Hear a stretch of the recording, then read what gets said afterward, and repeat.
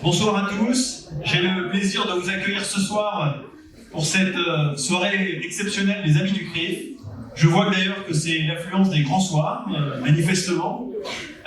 Delphine, tu peux le prendre comme un signe de bienveillance de la part du public des Amis du CRIF, puisqu'il y a ce soir 500 inscrits, 500 personnes qui ont choisi de venir ici aux Amis du CRIF pour t'écouter. Je vous demande d'applaudir donc à la fois Delphine Anguillard, et Mickaël Darmon, journaliste qui nous fera le plaisir d'interviewer Delphine. Il nous a dit qu'il n'y aurait pas de questions pièges, mais je compte quand même sur lui pour expliquer un petit peu notre invité, comme c'est aussi la tradition, bien entendu, ici au CRIF. Je voulais, avant de laisser la parole à nos invités, je voulais vous dire quelques mots peut-être sur l'actualité et sur le CRIF. Je voulais d'abord, évidemment, rendre hommage aux victimes de l'attentat de Djerba, de la Griba, à Vienne et Benjamin Haddad, mais aussi aux 3 policiers qui ont été assassinés par le terroriste antisémite, islamiste qui s'est attaqué à eux. La Griba, ça paraît loin pour beaucoup de Français. Pour les Juifs de France, c'est quelque chose qui résonne énormément, évidemment, parce que la communauté juive tunisienne, son histoire, c'est la plus ancienne synagogue d'Afrique, vous le savez, a une importance très grande pour le judaïsme français. Et je voulais ce soir que nous ayons une minute de silence pour commencer en hommage à ces 5 victimes de l'attentat de Djerba.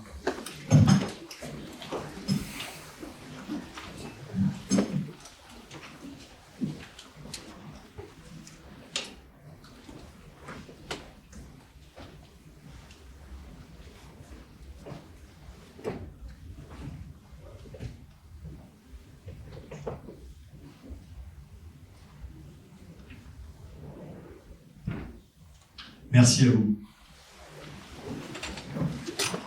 Alors, quelques informations sur les combats menés par le CRIF, bien sûr. Sur cet attentat, vous le savez, nous avons été mobilisés auprès des victimes. J'étais dimanche à Marseille. Vous le savez, il y a énormément de polémiques très justifiées sur la manière dont le gouvernement tunisien a choisi de considérer, de traiter cet attentat. Il y a un déni du caractère terroriste, il y a un déni du caractère antisémite de ce qui s'est passé. Je crois que c'est quelque chose qui est extrêmement grave et nous avons, nous, Français juifs, la responsabilité de le dire parce que ce déni ne rend pas service évidemment à la Tunisie et il est profondément indécent vis-à-vis à la fois de ce qui s'est passé, vis-à-vis de l'histoire des Juifs en Tunisie et évidemment pour nous, Français juifs, c'est inacceptable. Je voulais aussi vous indiquer que nous travaillons au CRIF sur des projets divers et variés, mais il y en a un qui me tient beaucoup à cœur, qui est les échanges avec la société israélienne.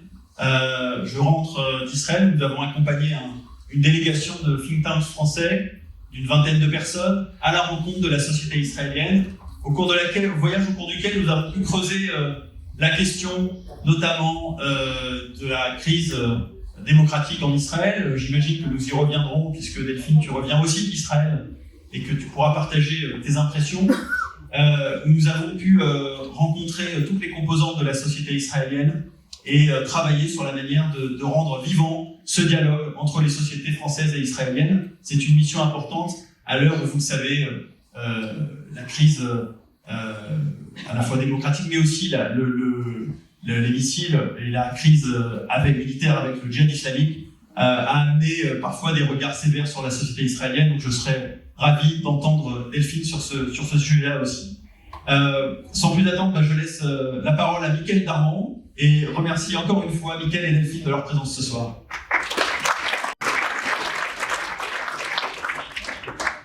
Bonsoir à tous, ravi d'être là ici avec les Amis du CRIF, merci pour cette opportunité. Bonsoir Delphine. La 4e de couverture de ton dernier livre, Il n'y a pas de hasard, paru chez Grasset, te présente ainsi. Rabbin de judaïsme en mouvement et directrice de la revue Ténois. Donc les accords et désaccords masculins et féminins feront certainement partie évidemment du débat de ce soir. En tous les cas, c'est une des questions que tu poses intrinsèquement, Delphine Orwiller, parce que tu es un personnage message. Alors souvent, les personnalités connues du public, dont tu fais partie, sont souvent présentées avec cette formule, on ne la présente plus. À l'inverse, je suis persuadé que plus les personnes sont connues, plus il faut continuer à les présenter, ainsi on n'arrête pas en fait de faire connaissance, parce que bien évidemment, tout le monde évolue avec des interactions différentes et évolue avec le temps. Alors, en préparant cette rencontre, j'ai retrouvé cette question d'un éminent spécialiste de pile poule laïque. Il aurait dû être certainement talmudiste dans une vie précédente. Je parlais de Raymond DeVos. Cette question était la suivante. Comment identifier un doute avec certitude? Cette question permet d'ailleurs une première accroche, et approche surtout pour tenter de comprendre au fond, Delphine, ce qui te fait courir. Depuis toutes ces années à la rédaction de France 2, comme journaliste au service société, puis à New York, puis en Israël. Alors c'est une petite parenthèse pour vous, ça explique pourquoi on se tutoie aussi avec Delphine, parce qu'on a échangé dans les années 2000 devant la machine à café de France 2. On passait beaucoup de temps aussi entre les reportages.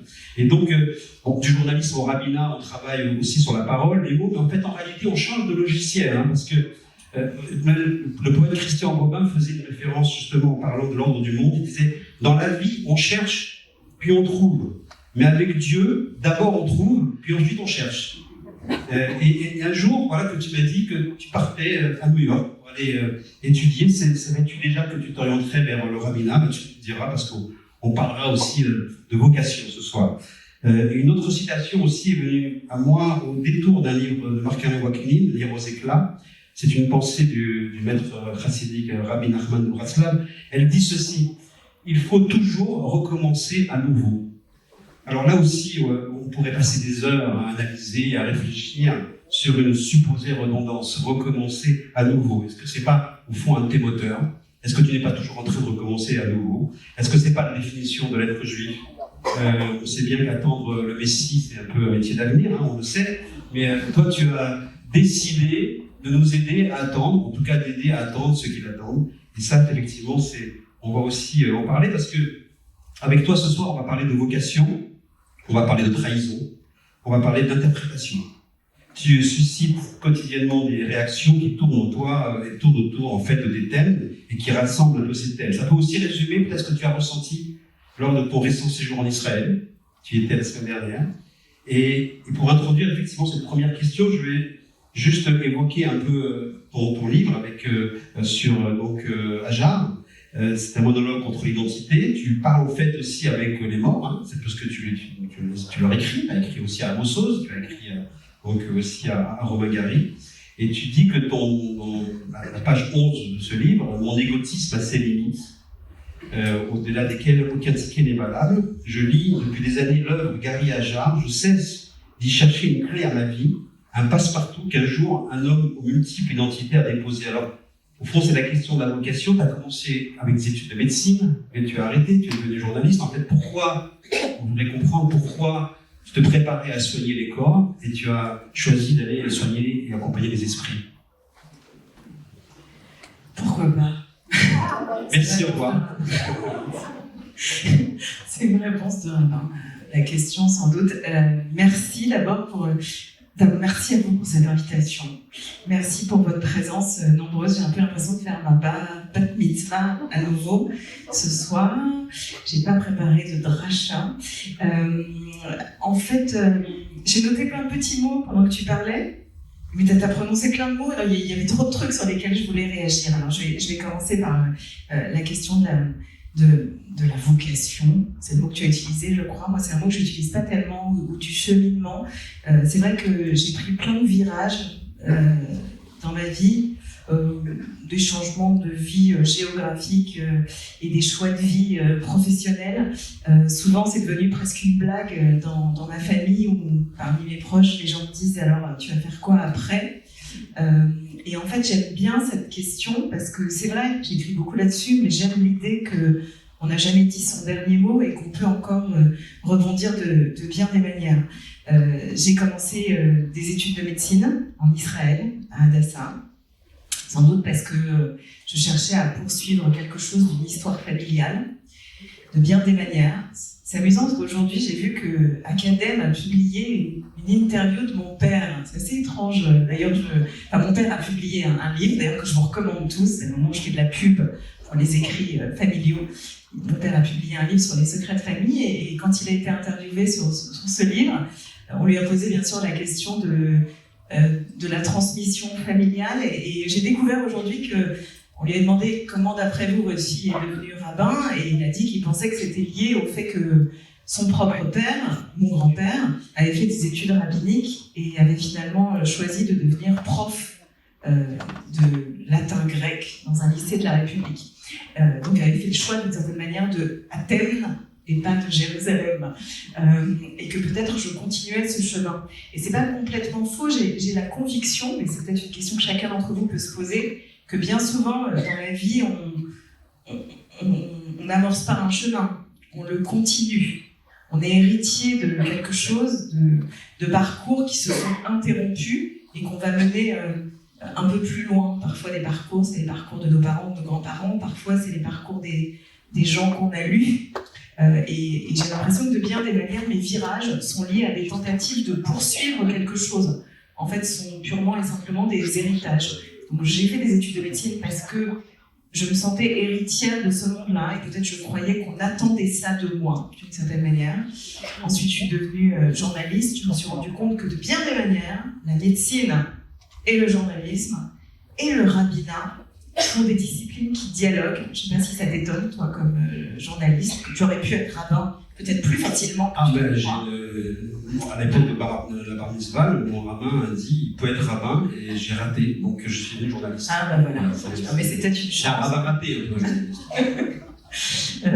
Et en fait, j'ai l'impression que ces mondes dialoguent parce qu'ils ont tous quelque chose à voir avec l'écoute de l'autre et la possibilité de transformer la parole d'un autre en récit sacré. Et la possibilité d'opérer une forme de traduction entre le texte et la science et l'humain. Et donc, j'ai l'impression que plein de choses me préparaient d'une certaine manière au rabbinat sans que je sois capable de le verbaliser moi-même. On y reviendra peut-être. Moi, j'ai grandi dans un monde où il n'y avait pas de femmes rabbins. C'était pas du tout une option. Alors, c'est justement aussi la question. Pour prolonger ta réponse, beaucoup disent de toi, elle nous aurait déjà tellement apporté en intellectuel, en écrivaine, en dramaturge, avec tous les talents que tu exposes. Pourquoi rabbin, en fait, dit-on souvent sur toi. Alors, comment tu comprends ce Dayenu quand on est là? Ça nous aurait suffi, elle aurait été simplement écrivain, historienne, ça nous aurait suffi. C'est plus qu'un Dayenu, voilà. En général, c'est un Oivei. Je compte pas le nombre de fois où, effectivement, il y a des gens sur les réseaux, il y en a beaucoup sur les réseaux, parce que ça m'amuse toujours d'ailleurs de les lire, qui considèrent que j'aurais été supportable sans ce titre. Mais que tout à coup, le fait d'être rabbin constitue une forme de violation ou de transgression à leurs yeux. Alors, je te racontais, il y a plus tard qu'il y a cette anecdote, mais moi, elle me fait toujours rire, parce que ça m'arrive assez souvent à l'issue de Shabbat, je rallume les réseaux sociaux, je me reconnecte après Shabbat, et très souvent, je découvre qu'il y a tout plein de gens qui, pendant Shabbat, se sont excités sur les réseaux sociaux pour déclarer que j'étais pas une juive comme il faut, que les femmes ça peut pas être rabbin, que c'est un chilul Hashem, que Baruch Hashem, les rabbins ne sont pas des femmes. Et souvent je découvre que tous ces gens s'expriment férocement pendant Shabbat. Mais bon, c'est quelque chose auquel je suis maintenant habituée, c'est peut-être une spécialité de certains juifs d'être dans une dénonciation de l'autre juif. La cuisine n'est sans doute pas assez cachère, l'identité pas assez comme il faut, et qui se permettent de le faire, eux, dans un véritable chilul Hashem, vraiment de sénat trinam, de haine gratuite. Donc oui, je conçois que parfois ce titre dérange. Et pourtant, j'ai beau chercher, il n'y en a pas d'autre dans la tradition. En fait, il n'y en a pas d'autre. Un rabbin, c'est quoi? C'est quelqu'un qui enseigne. Il n'y a rien qui, dans la tradition juive, empêche à une femme, évidemment, d'enseigner. Un rabbin, c'est tout sauf un prêtre, Souvent, dans nos sociétés de culture à majorité chrétienne, catholique, les gens s'imaginent que le rabbin, c'est quelqu'un qui a des réponses. C'est pas vrai, c'est quelqu'un en général qui a des questions, qui en a un peu plus que les autres, qui doit gérer le doute, comme tu le disais tout à l'heure, mais aussi c'est surtout et avant tout un enseignant. Et en fait, il y aurait même un problème à appeler ma fonction autrement. Alors, je sais que parfois, dans le monde orthodoxe, ces dernières années, quand on a voulu trouver un titre à des femmes dont on reconnaissait l'érudition et la culture, on a trouvé d'autres mots, mais vous vous rendez bien compte que c'est une forme de cache-sexe, en fait, de pis-aller. Comment, on dirait presque une blague juive, comment on appelle quelqu'un qui fait le métier de rabbin, mais qu'on ne va pas appeler rabbin? En fait, non, je pense qu'il est essentiel, au contraire, de revendiquer ces termes, qui sont les termes de la transmission et de l'enseignement. Alors c'est vrai que pendant longtemps, c'est la question du masculin et féminin que tu posais tout à l'heure, pendant longtemps, j'ai un peu insisté pour qu'on utilise le nom de rabbin et pas rabbine, justement pour pas créer cette confusion. La rabbine, c'est souvent, bien sûr, la femme du rabbin. Dans le monde traditionnel, c'était important pour une fonction. Je l'exerçais comme d'autres l'avaient exercé avant moi, ni plus ni moins. Aujourd'hui, j'ai un petit peu changé de religion en la matière pour une raison très simple. C'est que je me rends compte que tous les enfants de ma communauté m'appellent rabbine. Et donc, la rabbine. Et donc, pour eux, qui n'ont connu que une femme dans cette fonction, c'est tellement une évidence qu'aujourd'hui, je ne peux plus douter du fait que la féminisation du nom n'implique pas la femme d'eux, mais véritablement la fonction. Alors tu tutoies, tu interprètes, tu bouscules les traditions que tu qualifies toi-même souvent de pétrifiées, de figées, de par ta fonction, de par ton personnage, de par tes choix. Une question tout simplement par rapport à ce que je pense en t'écoutant à ces débats qu'on a souvent dans les mouvements de jeunesse, en particulier aux EI, qu'on connaît, sur la place de la femme dans le judaïsme. Est-ce que, par exemple, tu pries chaque matin pour remercier Dieu de ne pas t'avoir fait homme? Non.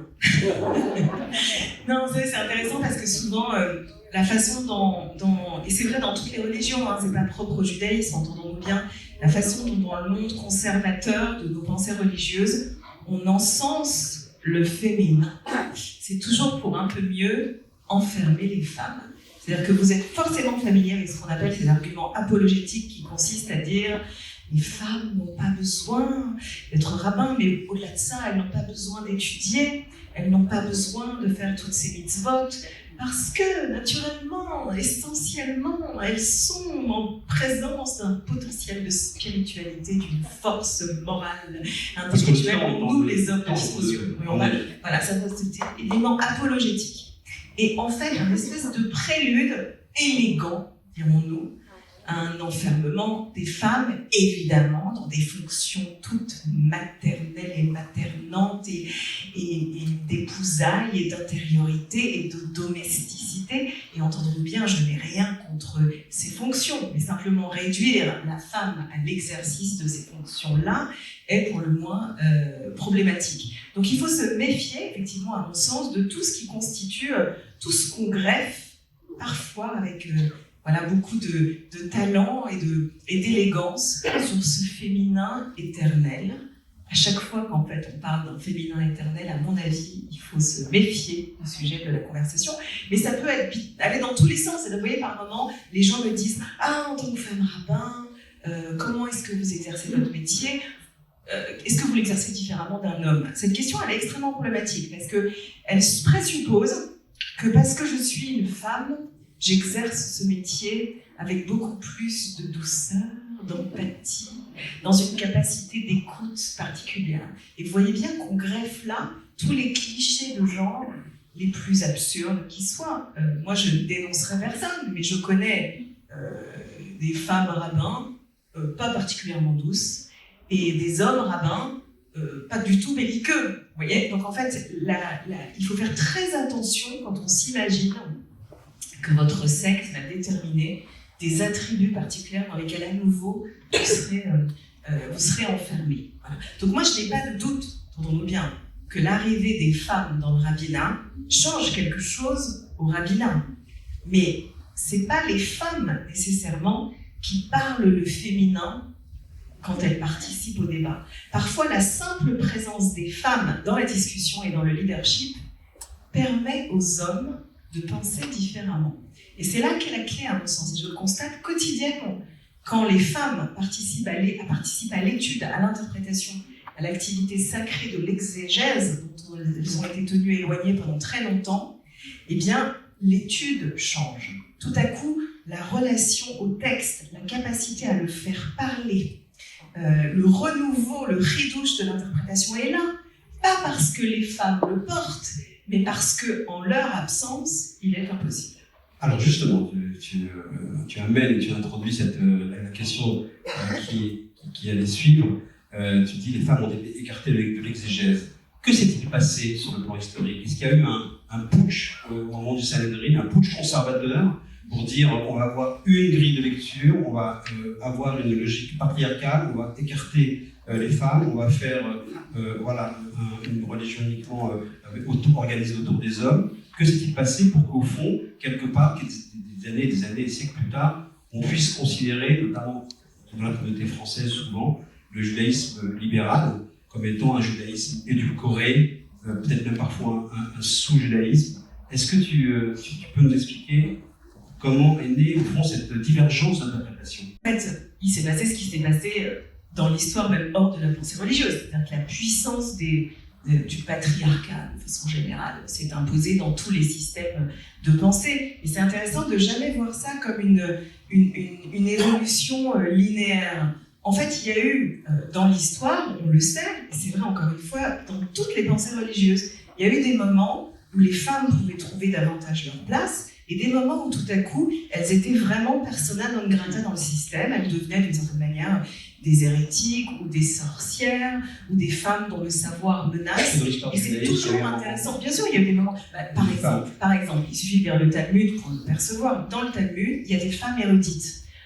Une très célèbre femme érudite, vous la connaissez peut-être, elle s'appelle Broria. Broria, c'est la femme de Rabbi Meir. C'est une fille de sage, une femme de sage, et elle est connue dans le Talmud comme étant capable d'enseigner des halachot à tous les maîtres de la maison d'études. Donc on voit bien que le Talmud parle d'elle, et n'a aucun problème, c'est dans le moment où le Talmud est édité dans les premiers siècles de notre ère, il n'y a aucun problème à cachériser Broria. Elle donne des enseignements, parfois d'ailleurs remplis d'humour. Elle claque le beignet de pas mal de sages dans le Talmud. Elle est capable de rembarrer les accusations. Elle est fabuleuse et elle est encensée. Et puis voilà que tout à coup, il y a un commentaire au Moyen-Âge qui est attribué à Rachi, mais aujourd'hui les sages savent, les érudits savent que ce n'est pas un commentaire de Rachi, mais semble-t-il un commentaire qui date du XIVe siècle, mais qu'on attribue à Rachi pour lui donner un peu plus d'autorité. Et voilà que tout à coup, on raconte Maaseh Broria, ce qui est arrivé à Broria, comment elle a fini. Broria était érudite, mais on dit qu'un jour, son mari aurait voulu la tester, et tester sa fiabilité, puisqu'on dit que les femmes sont faibles, bien entendu, et il a envoyé alors un de ses élèves pour séduire Broria, et Broria alors aurait commis, selon la légende, l'adultère, et la chose devenant de notoriété publique, elle se serait suicidée. Donc vous voyez, la fin de Broria est absolument atroce selon cette légende. Non seulement elle faute par son corps, moralité sexuelle, l'infiabilité de la femme qui va fauter avec son corps, avec sa tentation, et finalement elle se suicide, tabou suprême. Vous voyez, ce qui est intéressant, c'est que ce texte, il surgit au Moyen-Âge, à un moment où, comme par hasard, ça correspond exactement à un moment historique où l'Église elle-même éloigne les femmes de l'université, où on condamne les sorcières, où on perçoit l'érudition féminine comme problématique et subversive. On suit la même vague en Europe à cette époque. On voit bien, et c'est important de le savoir, qu'il y a des temps dans l'histoire où l'autre, oubliez même la femme, de façon plus générale, l'autre avec un grand A, est acceptable et tolérable. Et puis il y a des moments dans l'histoire où il faut l'évacuer, où il faut s'en débarrasser. Et voilà comment au Moyen-Âge, en fait, on assassine Broria sur l'autel de cette bien-pensance. Mais c'est extrêmement important de le savoir que cette ligne n'est pas linéaire, parce que ça nous oblige à nous demander où nous en sommes aujourd'hui, au XXIe siècle. Parce que cette question, en fait, c'est la question... Où en sommes-nous aujourd'hui? Où en sommes-nous? J'ai dit ça dans une ton. Ouais, je suis fatiguée, c'est décalage horaire. Alors, je vais vous parler un petit peu comme si je n'étais pas du tout française. Où on s'en tombe, vraiment? Où on en est aujourd'hui? C'est ça la vraie question. Les gens, ils vous posent toujours cette question, est-ce que les religions sont misogynes? Alors, oui et non. Ah oui, bah, c'est-à-dire que oui. Qui pense oui? Là, ça va participer un peu. En fait, cette question, elle est absurde ou elle est piège. Parce que moi, je peux vous démontrer hyper facilement pourquoi nos traditions sont misogynes. À coup de verset, je peux vous le montrer. Mais tout aussi facilement, à coup de verset, je peux vous démontrer pourquoi elles se soucient de la femme. Pourquoi il y a un souci ancestral du féminin et de cette place de l'autre. Donc la question, c'est jamais de savoir est-ce que le texte est misogyne, est-ce que la tradition est misogyne, mais est-ce qu'on est, oui ou non, dans un temps où on peut faire de la place au féminin? Est-ce qu'on est dans un temps où on peut faire de la place à la femme? Et c'est une question qui est essentielle pour plein de raisons. Mais parce que aussi en filigrane, et on en reparlera peut-être, moi j'ai tendance à croire, à un niveau plus large politique, que les temps de misogynie très forts, ou les temps où on n'est pas capable de faire de la place à l'élément féminin qui nous constitue, personnellement et collectivement, sont aussi les moments où la haine politique contre l'autre va croissant. Et c'est pas du tout, si vous analysez l'histoire, c'est intéressant d'ailleurs, il y a plein de gens qui se sont intéressés à ce phénomène, j'en ai parlé dans mon livre Réflexion sur la question antisémite. De façon étrange, les grands moments d'antisémitisme sont très souvent des grands moments de misogynie dans l'histoire. Pourquoi? Parce qu'on accuse très souvent la femme et le juif de la même chose. Vous voyez, dans les accusations d'antisémitisme, qu'est-ce qu'on dit? Que les juifs aiment le pouvoir, qu'ils ne sont pas fiables, qu'ils sont lascifs et qu'ils aiment l'argent. Qu'est-ce que c'est ça, à part les accusations misogynes les plus traditionnelles qui soient? En fait, la femme et le juif, c'est cet autre qui a quelque chose à voir avec notre histoire, et même plus qu'avec notre histoire, qui a quelque chose à voir avec l'origine du monde, si vous avez ce tableau de Courbet en tête, qui a quelque chose à voir avec nos origines et qu'on ne veut pas voir, dont on veut se débarrasser, parce qu'on préférerait se raconter notre histoire comme une histoire de pureté, une histoire qui ne doit rien à l'autre et surtout pas à cet autre-là. Voilà pourquoi la question de la place des femmes et du féminin, c'est pas juste une question importante, féministe, contemporaine, parce que les femmes aussi, elles ont quand même le droit d'avoir accès à ces fonctions de pouvoir et à la parole et à que sais-je encore. Non, derrière la question de la place du féminin, il y a une question politique fondamentale qui doit nous intéresser, nous, tout particulièrement, parce qu'elle concerne vraiment la question de la haine politique dans nos sociétés. Alors avant de continuer, peut-être d'aller en Israël et d'évoquer ce que la semaine et les jours que tu viens de vivre, pour clore ce chapitre sur, au fond, la place de la femme et même aussi bien la question sur le putsch. Alors certains te prêtent l'intention de putcher aussi et de prendre la place du grand rabbin de France. Qu'est-ce que tu peux répondre? On l'a vu dans la bonne presse, on l'a vu dans un magazine réputé, hebdomadaire, et ça a fait beaucoup parler, donc c'est au fond l'occasion de te poser la question, est-ce que tu es tentée? Est-ce que tu vas être candidate à l'élection? Dieu le préserve. Et c'est vrai que je suis contente que tu me poses la question, à vrai dire, parce que j'ai découvert, voilà, comme beaucoup d'entre vous, mais ça m'a pas tant étonné que ça, qu'il y a beaucoup de gens qui adorent nous opposer. Pourquoi ça m'a pas étonné? Parce que il n'y a rien qui fascine plus les gens, vous l'avez sans doute remarqué, que la guerre des Juifs. Il faut toujours qu'il y ait une guerre des Juifs, les uns contre les autres. Comme s'il n'y avait rien de plus excitant à couvrir politiquement. Alors qu'en fait, il y a une absurdité là-dedans. En fait, Chaim Garcia est mon maître, mon rabbin. C'est avec lui que j'ai étudié. Littéralement, c'était ton enseignant. Et c'est mon enseignant, puisque c'est lui qui a guidé... je dirais ma croissance même spirituelle juive. J'étais élève du Talmud Torah de Reims et je dois beaucoup à son modèle de leadership, à la façon dont il a guidé les jeunes que nous étions à Reims. Et j'ai aussi, et il le sait, mais je lui dis en bien des occasions, une immense admiration pour la façon dont il remplit cette fonction aujourd'hui de grand rabbin de France, sur la façon dont il incarne un judaïsme républicain qui nous est cher. Mais je crois qu'évidemment, on ne remplit pas du tout la même fonction, lui et moi. Et je pense qu'il y a une nécessité, d'ailleurs pas que de nos paroles, mais entre autres de nos paroles, pour parler les voix du judaïsme français. Le grand rabbin de France, il incarne la stabilité de l'institution. Vous voyez, je pense souvent à ce que sont les éléments de leadership dans la tradition juive. Maintenant, je fais vraiment le rabbin, pour l'instant, ma barbe, mon chapeau. Dans la tradition juive, biblique et talmudique, on nous enseigne que le leadership, il est exercé par des figures très différentes et dont la complémentarité est nécessaire. Il y a des figures qui sont les figures du Cohen.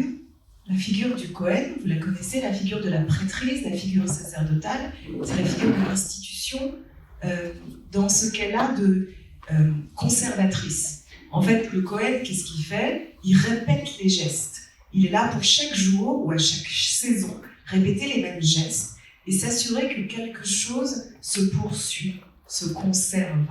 Quelque chose est répété et assure la stabilité du système. Et puis, il y a, si le système fonctionne, à ses côtés, il y a les Nevi'im, il y a les prophètes. C'est quoi un Navi? C'est pas quelqu'un qui voit l'avenir, contrairement à ce qu'on entend parfois dans ce terme en français.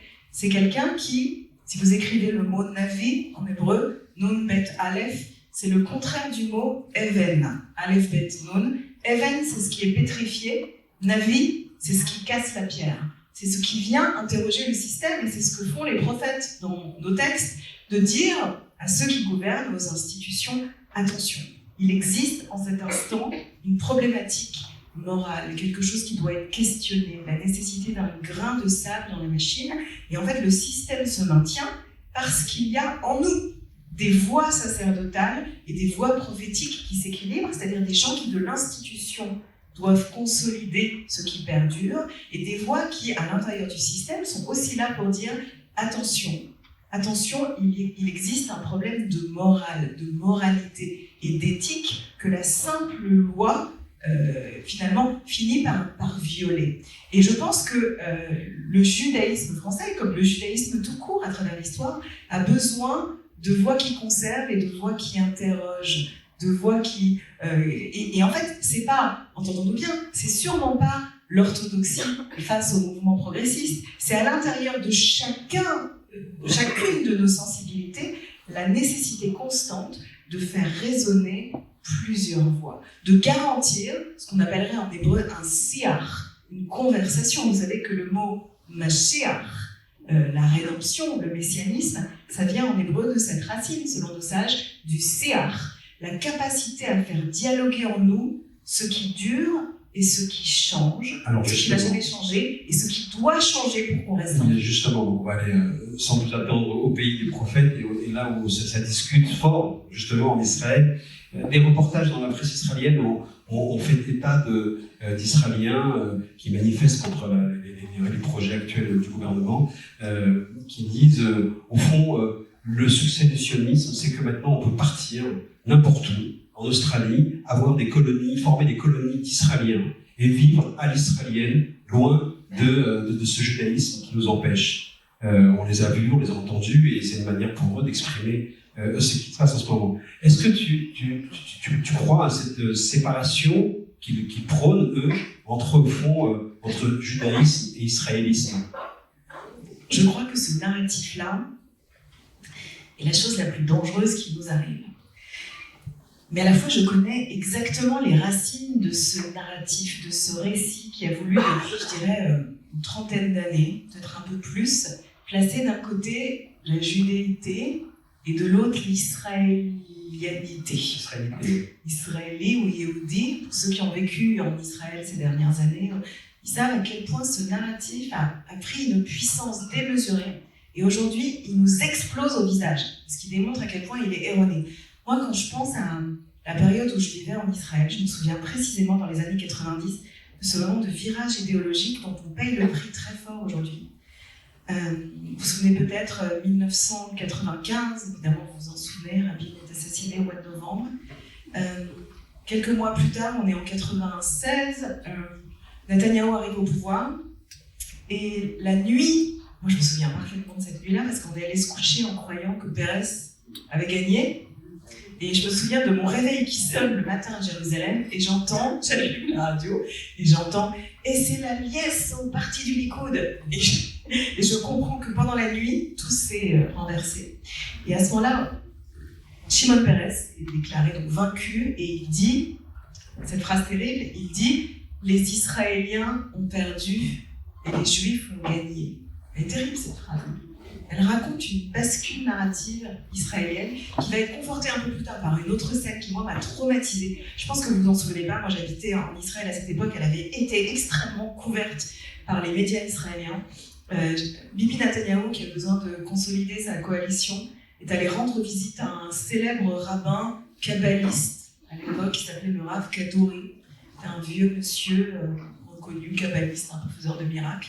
Il est allé lui rendre visite et à ce moment-là, il lui a glissé à l'oreille cette petite phrase que les caméras israéliennes ont captée où il disait Asmol shachach mazel heyot yehudi, la gauche a oublié ce que ça veut dire d'être juif. Ça veut dire que les chilonim, d'une certaine manière, l'Israël libéral, se serait déconnecté de ce judaïsme. Et en fait, ce qui est terrible, c'est que tout le monde a acheté ce narratif. En tout cas, beaucoup de gens, à un tel point qu'on a commencé à rencontrer des gens qui considéraient qu'ils n'avaient plus rien à voir avec le judaïsme, qu'ils étaient israéliens, et c'est tout. Et c'est opéré ce que moi j'appellerais, en réalité aujourd'hui, et je pense qu'on en paye un prix très lourd, une forme de kidnapping, un kidnapping du concept.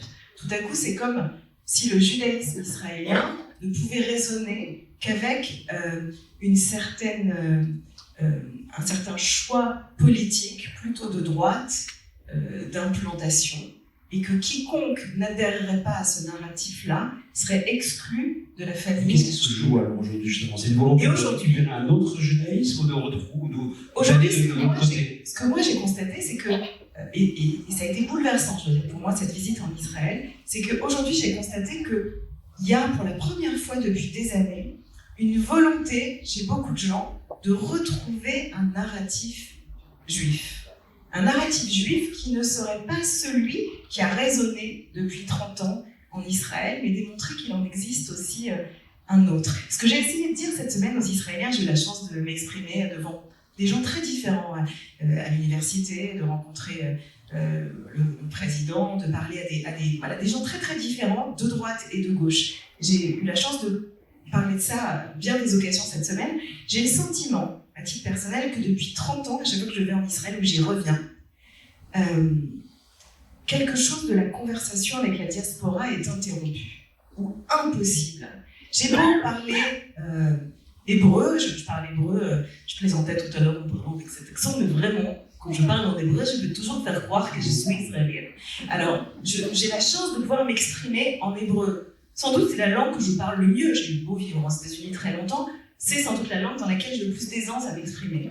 Et pourtant, je donne des conférences dans le monde entier. Et s'il y a un pays où j'arrive pas à percer un mur, c'est en Israël. Il y a toujours quelque chose qui empêche vraiment la conversation avec le monde de la diaspora. Et j'ai fini par identifier, au détour de cette crise, ce qui est en jeu.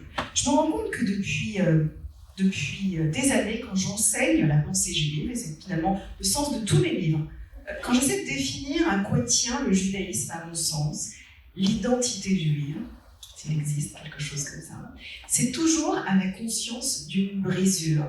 Vous savez sans doute, au cœur de l'identité juive, il y a une conscience très particulière de ce qui est cassé, de ce qu'on a cassé en nous, ou de ce qui est cassé dans nos rites, dans nos récits, et qui nous permet de survivre. C'est paradoxal, mais les Juifs survivent sur cette cassure. On pourrait le raconter de mille manières. Moïse descend du mont Sinaï, paf, il casse les tables de la loi. On construit un temple, et puis un deuxième, et dans tous les cas, ça termine par une cassure. On raconte la sortie d'Égypte, et comment on la raconte? On prend une matzah, et achatz, on la casse. Mais c'est pas tout, on se marie et on casse un verre. On est tout le temps dans un récit d'incomplétude. On construit une maison, mais on s'assure qu'il y a un petit bout qui reste non construit.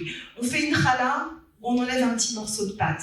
On récupère de l'argent, on donne un maassar, c'est-à-dire qu'on se départit de notre propriété complète. On fait entrer un enfant dans l'alliance, quick, on coupe un petit bout.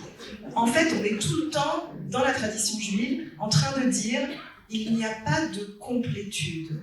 Nous ne sommes pas propriétaires de l'intégralité du monde. Il y a quelque chose en nous qui est un peu incomplet, infini, brisé, cassé. Et on construit sur cette cassure. Et voilà que, quand j'enseigne en Israël, je me trouve confrontée, et je sais très bien pourquoi, à un narratif sioniste qui dit l'inverse. Parce que, sur quoi s'est érigé le sionisme politique ? Nous, les notes et les banotes, on est venus pour construire, se construire. Nous sommes venus pour nous détacher de ce qu'ont été les failles de la diaspora, parce qu'on sait où la diaspora nous a menés, on le sait très bien. Et donc le narratif sioniste, encore une fois, je comprends très bien pourquoi. C'est un narratif de survie et de survivant. C'est d'abord sur la force et la complétude, et la propriété, et la souveraineté, et le plein. Et la puissance. Et la puissance, le récit de puissance qui va avec la puissance militaire, qui va avec le plus jamais ça.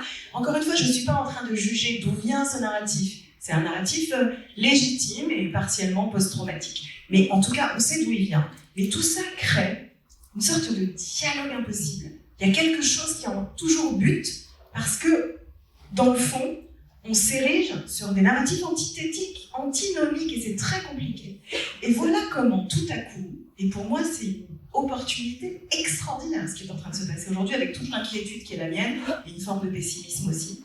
J'ai le sentiment que pour la première fois, je rencontre des Israéliens qui me disent « on est cassé, on est brisé ». Et pour la première fois de notre vie, je voudrais vous répéter ces mots qui ont pour moi été extrêmement importants. Il y a quelques semaines, David Grossman, que je lui ai acheté, voilà, il y a quelques jours, il me les a redits, ces mots.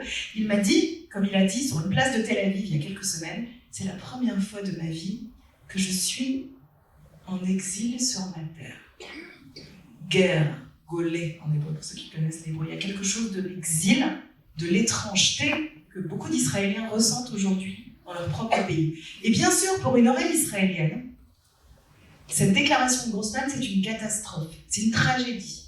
Mais moi, quand j'entends cette phrase, avec, c'est vrai, ma sensibilité diasporique juive, j'entends ça comme une opportunité.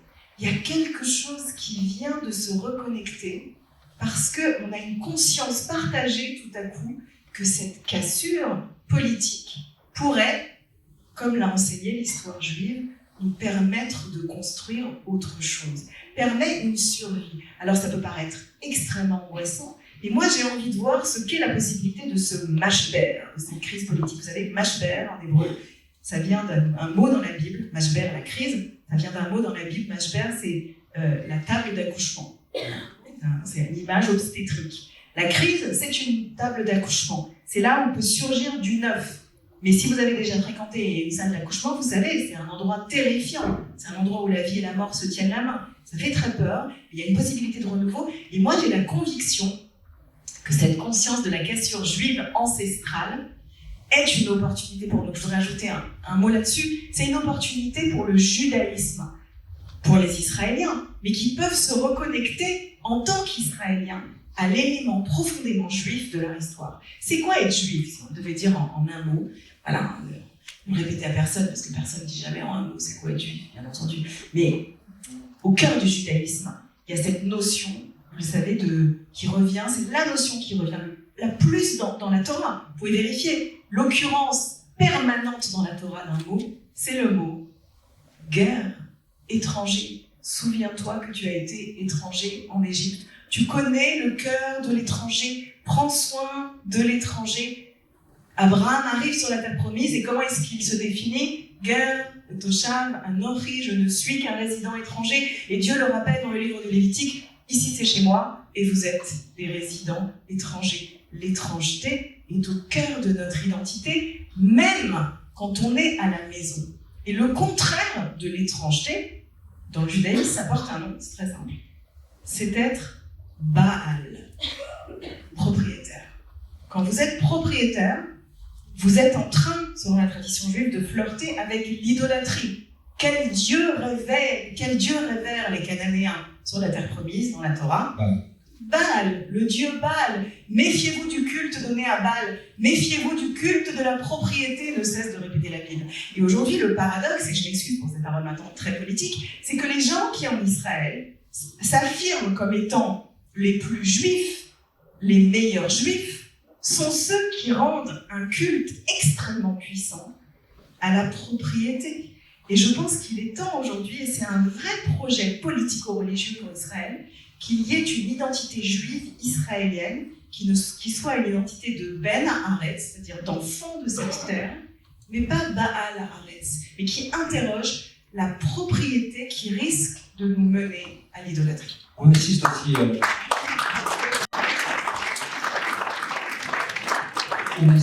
en ce moment en Israël à cette scénographie du peuple juif, le dialogue et la dispute. On le retrouve aussi dans la manière d'étudier. On étudie toujours face à quelqu'un qui est en contradiction. Interpréter, c'est être libre.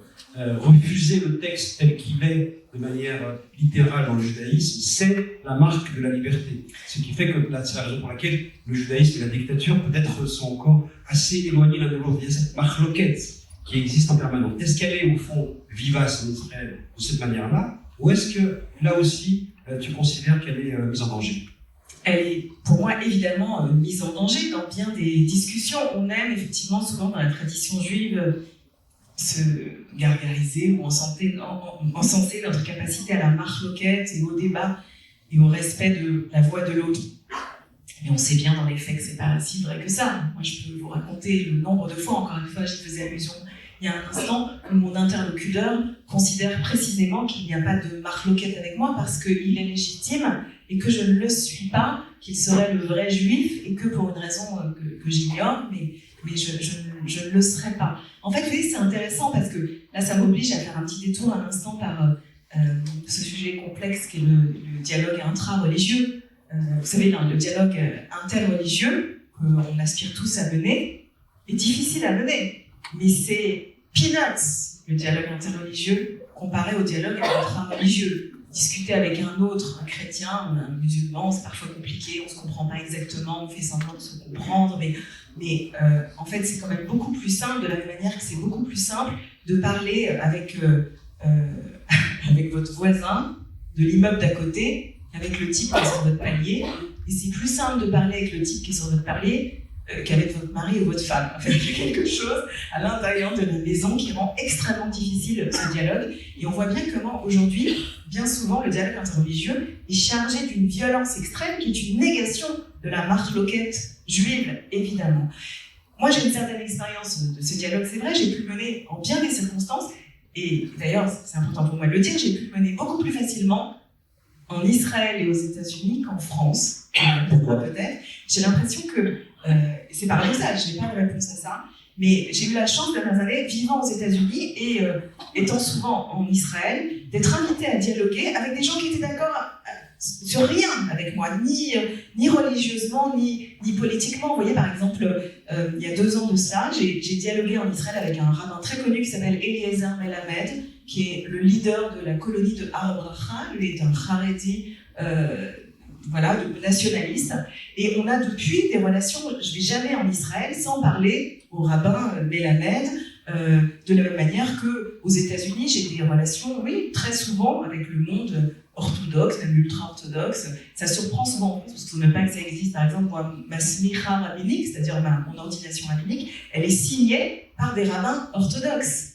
Vous imaginez, en France, le processus n'est pas envisageable. Il y a quelque chose de beaucoup plus braqué en France officiellement dans les relations entre les sensibilités, et c'est tout à fait regrettable. Moi, ce que je regrette surtout dans ces discussions, qui à mon sens sont importantes, sont nécessaires, évidemment qu'on n'est pas d'accord sur plein de sujets, il faut en parler, c'est que souvent, la différence entre mon interlocuteur et moi, en fait, en fin de compte, elle n'a rien à voir avec notre pratique, elle n'a rien à voir même avec notre rapport à la transmission juive. Nos différences n'ont rien à voir avec notre rapport à la halakha, au fond. C'est pas ça, la différence. La différence, elle porte sur quelque chose de plus fondamental. qui est la chose suivante. C'est que bien souvent, je me retrouve face à un interlocuteur qui est convaincu qu'il est le vrai judaïsme, l'authentique, le pur. Et moi, je serais une version détournée ou Canada Dry. Et la différence entre nous, c'est que moi, contrairement à lui, je ne crois pas que mon judaïsme est le vrai, mais je ne crois pas que le sien l'est non plus. Et vous voyez, ça crée une vraie différence. C'est une vraie différence, parce que ça crée évidemment, ça vulnérabilise ma position, parce que ça crée un relativisme. Vous voyez, c'est comme l'émission de Jacques Martin, tout le monde dit il a gagné. Moi, c'est toujours plus facile dans un débat de dire je suis le vrai, tu es le faux, je suis la vérité, tu es le mensonge. Je comprends très bien. Sauf que c'est un mensonge. Il n'existe pas de vrai judaïsme. J'entends ce que tu dis, mais alors pourquoi souvent tu l'as fait quand tu l'as écrit, et tu as écrit cette préface d'un dialogue, d'une conférence d'Amos sur un texte Jésus et Judas. En préface, tu écris une lettre imaginaire et tu évoques le fait qu'il a souvent été qualifié de traître. Et tu dis, moi je reprends ce titre avec fierté parce que je suis aussi souvent qualifié de traîtresse et je l'assume. Donc, comment tu expliques ça? En fait, évidemment, Amos il écrit quelque chose de très amusant dans un de ses livres. Il dit que quand tout au long de sa vie, on l'a accusé de traîtrise. Et il a dit à chaque fois qu'on me traite de traître, c'est pas facile à dire, chaque fois qu'on me traite de traître, je me dis que je suis en bonne compagnie.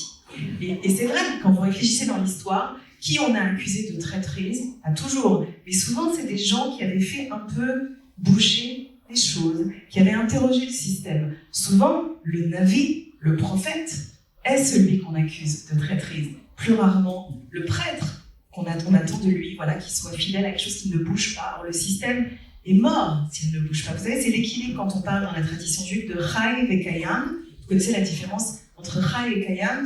En fait, El Chai et Kayam, Dieu est vivant et vivant, d'une certaine manière. Mais c'est pas la même chose en hébreu. Chai, c'est ce qui est en mouvement, ce qui bouge, comme de la fumée. C'est en mouvement.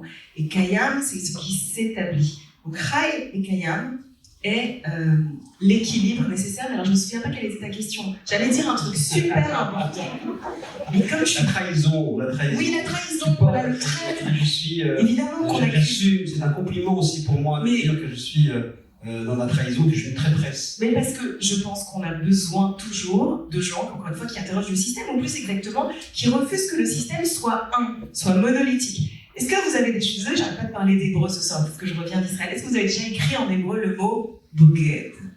Boged, pour ceux qui sont traîtres, bagad, boged. La racine, ça s'écrit bet, gimel, dalet. C'est quoi ces lettres? C'est quoi l'alphabet en hébreu ABCD? Aleph, bet, gimel, dalet. En fait, le mot traître s'écrit en hébreu tout ce qui vient après la certitude qu'il n'y a qu'une chose. En fait, si vous êtes obsédé par le Aleph, il n'y a qu'une chose, c'est du monolithique. Il n'y a qu'une vérité, il n'y a qu'une voix, il n'y a qu'une parole. Alors, effectivement, tout ce qui n'est pas un à vos yeux, c'est-à-dire comme vous, devient de l'ordre du Bet Gimel Dalet, de tout ce qui trahit. Et je pense que, encore une fois, la tradition juive doit sa vitalité à ces agents de perturbation.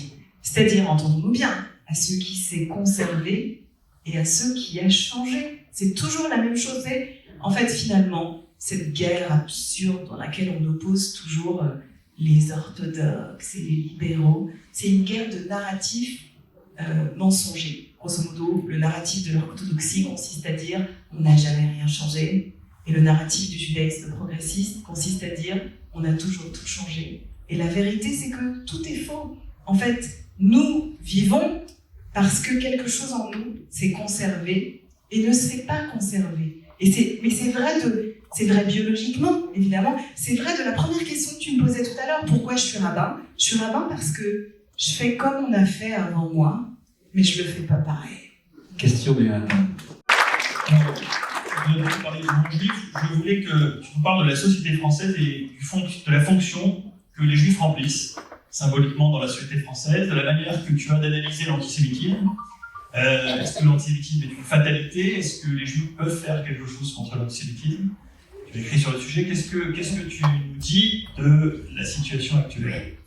Alors, j'ai écrit pas mal sur cette question dans le livre Réflexion sur la question antisémite. Ce que m'a amené à considérer ce livre, c'est que l'antisémitisme, au bout du compte, n'a pas grand-chose à voir avec nous. C'est-à-dire, on le voit d'ailleurs dans... C'est pas une affaire de juifs. C'est pas le problème des juifs, en fait. C'est effectivement le problème des antisémites. C'est le problème d'une société qui les abrite. Mais on le voit bien... on voit bien qu'il y a énormément de sociétés aujourd'hui où il n'y a pas de juifs, il n'y a pas de corps juif, il n'y a pas de présence juive, et pourtant l'antisémitisme est très élevé. Pourquoi ? Parce que l'antisémitisme, ça vient toujours raconter le problème qu'a une personne, une famille ou un groupe, avec, encore une fois, son obsession du monolithique, des frontières, du complet. À chaque fois qu'une société a l'impression de perdre en complétude, a l'impression qu'il y a dans son récit de la faille ou de la faillite, vous pouvez être sûr que le juif est rapidement accusé d'être celui qui empêche le groupe ou la société de faire le shalom, au sens hébraïque du terme, de faire le plein, la plénitude. À chaque fois qu'une société devient obsédée par la complétude, devient dans une phobie de tout ce qui est une faille, soit de son narratif, soit une faillite, tout simplement, on voit que très très vite surgit le mot juif dans la conversation. On l'a vu ces dernières années, c'était fascinant, vous avez sans doute été fascinés comme moi de voir qu'à chaque fois qu'il y a une crise politique, des gens qui sortent dans la rue ces dernières années, on ne voit pas, c'est une métaphore très cachée, on ne voit pas le rapport avec la choucroute, mais les juifs surgissent comme ça, tout à coup, vous voyez surgir des slogans antisémites au détour des manifestations de gilets jaunes, des manifestations anti-vax, et aujourd'hui des réformes de la retraite. On ne sait pas pourquoi, mais tout à coup, le sionisme, les juifs, une certaine misogynie ou homophobie, d'ailleurs ça marche toujours ensemble, surgissent. Et c'est effectivement très intéressant de se demander qu'est-ce qui libère, non pas tant l'antisémitisme, pour moi la métaphore la plus juste à mon sens, c'est qu'est-ce qui libère la langue antisémite. C'est-à-dire que on est dans un temps, et c'est vrai en France, mais c'est vrai un peu partout dans le monde, où le langage antisémite se libère, pratiquement comme si on avait ouvert une boîte de Pandore et que des gens se mettent à parler cette langue. D'ailleurs, parfois des gens qui ne sont pas du tout antisémites. Des gens, effectivement, si vous les interrogez sur leurs convictions, si vous regardez quels ont été leurs combats, effectivement, ils ne sont pas antisémites. Mais pourtant, ils se mettent c'est comme parler de la prose sans s'en rendre compte, Monsieur Jourdain, ils se mettent à parler la langue antisémite. Cette langue antisémite, elle surgit quand on commence à se dire « ce qui m'arrive, c'est pas de ma faute ». Une forme de « ce qui m'arrive, c'est parce qu'il y a quelqu'un qui tire les fils de mon histoire ». Ce moment de déresponsabilisation, encore une fois, personnelle ou collective, est le début de la langue antisémite.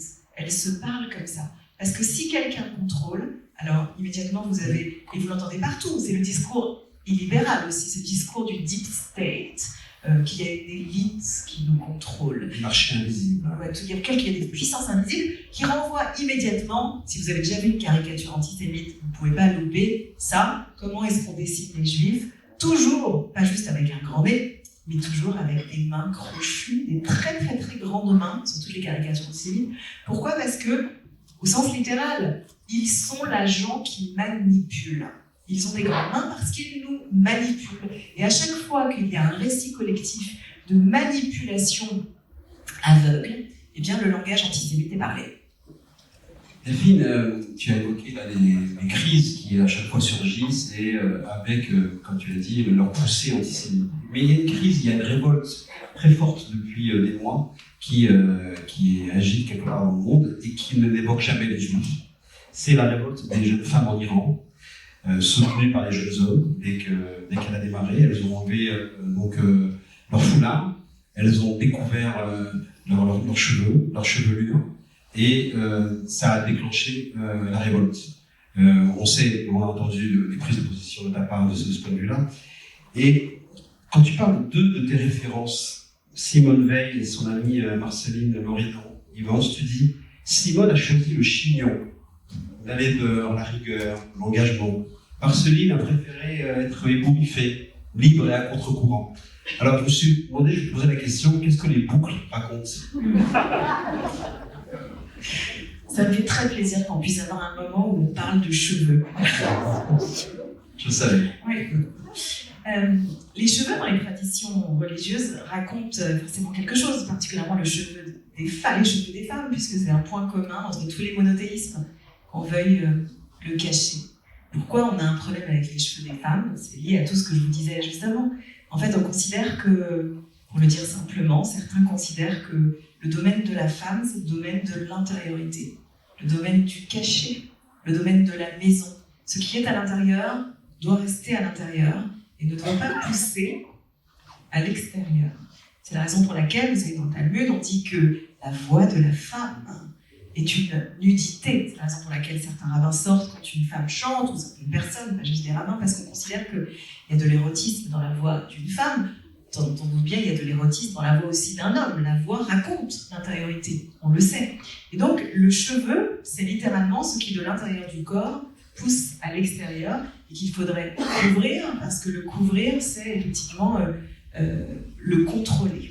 Donc, c'est intéressant de se demander pourquoi la révolte peut partir aujourd'hui des cheveux. Je ne sais pas ce qu'il y a dans les cheveux bouclés. Je pense qu'il y a l'idée, sans doute, symbolique de l'incontrôlé. Mais je suis heureuse que tu aies rappelé la mémoire que je rappelle en bien des occasions de ces deux immenses femmes que je sais que beaucoup d'entre vous ont eu la chance de connaître, de côtoyer, Simone et Marceline. C'est vrai qu'on les oppose souvent par leur coiffure, c'est-à-dire par le sens du devoir de Simone Veil face à un goût dévorant de la liberté qu'incarnait le culot, la chutzpah de Marceline. Je me suis souvent dit qu'en réalité, il y avait quelque chose de paradoxal, c'est que je l'ai écrit d'ailleurs dans Vivre avec nos morts, que Simone Veil, qui incarnait le sens du devoir et de la rigueur et du chignon tiré, finalement, au bout du compte, elle a offert aux femmes la liberté. La liberté de disposer des temps de nos vies et de notre corps. Et que paradoxalement, Marceline, qui était tellement dans le rien à foutre, dans le sens de la liberté absolue, incontrôlable et incontrôlée, elle a finalement planté chez beaucoup d'entre nous les graines très puissantes d'un sens du devoir à l'égard de notre histoire. Donc en fait, on ne sait jamais quelle trace, et c'est ça qui est extraordinaire, on ne sait jamais quelle trace on va laisser dans l'histoire. Moi, je pense très souvent à ces deux femmes aussi, et là je m'adresse un peu plus aux femmes dans la salle avec cette expérience féminine. Je trouve qu'à elles deux, dans leur amitié, elles racontent ce qu'est le tiraillement chez beaucoup de femmes, ce tiraillement intérieur avec lequel on apprend toutes à vivre, entre un certain sens du dévouement et du devoir, et une volonté passionnée de se libérer, et que finalement, j'ai souvent l'impression en tout cas qu'en moi, Marceline et Simone continuent à dialoguer. Delphine, il y a une maxime qui est portée par un vieux poète israélien que j'avais eu l'occasion de connaître. Que fait le juif lorsqu'il est au bout du rouleau? Il recommence. Les juifs lisent toujours le même texte, mais ne disent jamais la même chose. Donc, continuez à ne dire jamais la même chose. Et merci pour cette soirée. On va se faire.